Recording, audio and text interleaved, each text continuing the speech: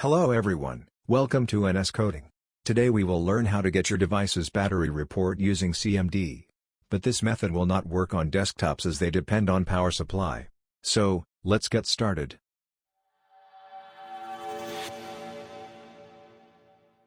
First of all, we will open Start menu and type CMD. After that, click on Run as Administrator. After clicking on that, a window of Administrative Privileges will pop up. Select Yes option. The command prompt window has appeared.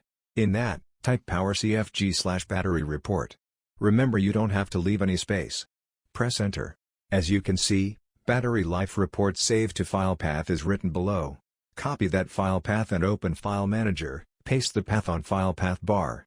Our battery report file has been opened in the browser. It contains detail about our device's system product name, report time, etc.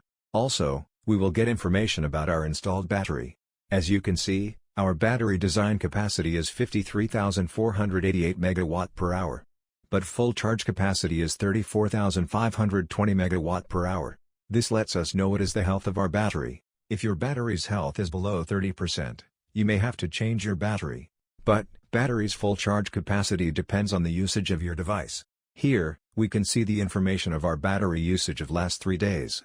Here, you will get the graphical representation of battery usage.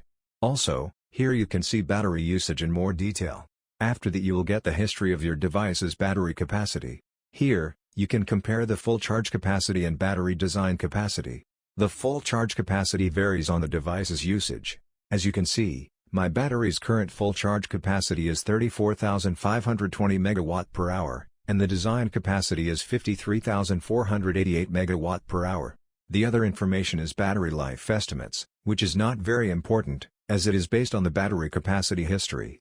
So that is it for today. See you in another video. Till then, bye bye. See you, take care, and thanks for watching the video.